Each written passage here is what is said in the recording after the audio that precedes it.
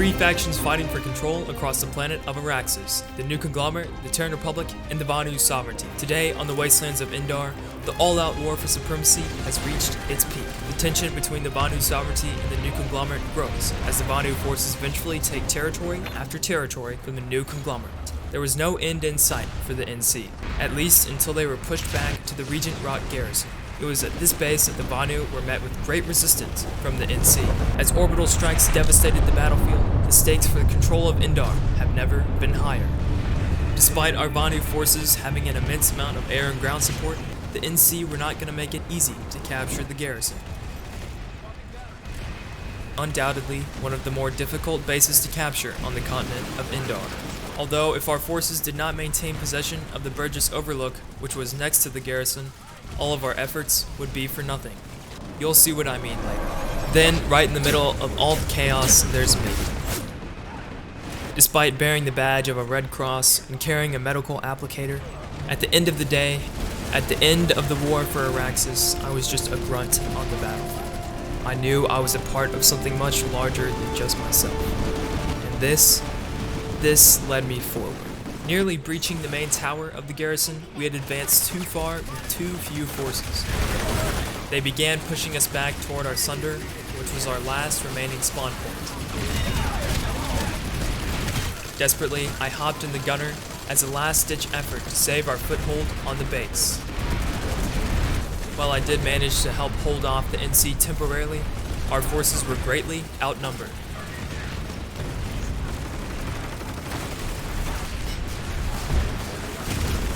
Having lost nearly all of our forces, we conceded and regrouped back in the Burgess Overlook.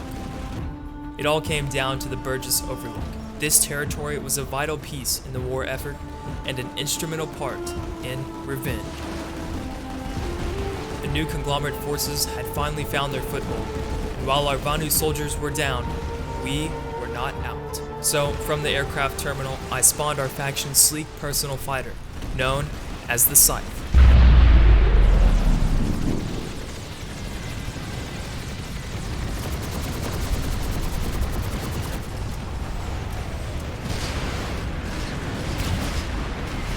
Despite taking one down with me, the New Conglomerate dominated the skies. Swiftly stealing Burgess, the NC forced us to regroup on the bridge instead. With the bridge being too small for the entirety of our forces to push at once, we held our ground. Deciding to join our armor column, I spawned a Mag Rider, our faction's main battle tank.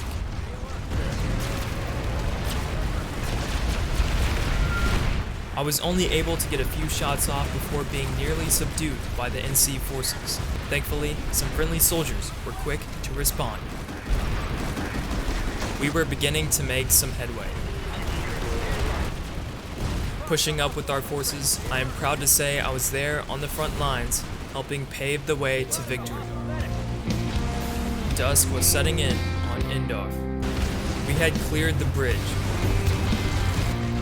While our progress was slow, our desire for revenge was stronger than ever. If we wanted to advance any further, someone had to take out the NC's Sunderbird, their spawn point. Sacrificing my tank, I knew what had to be done.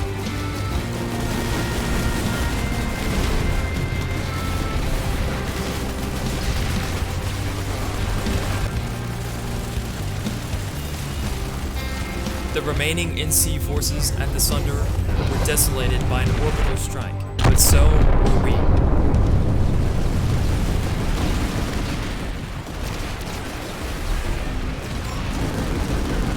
Repairing friendly tanks as an engineer, I was playing my part, along with everyone else.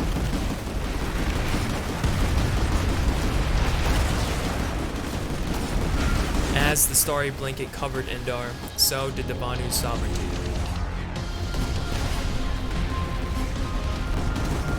We eliminated the surviving force of the NC from the Overlook. Taking out any NC armor we could get our hands on, the Burgess Overlook was ours once again. We had possession of the piece of land that could change the tide of the war for Indar altogether.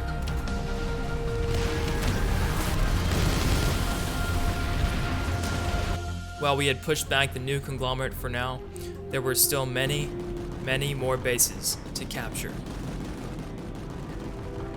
The war wasn't over yet. Some say it never will be.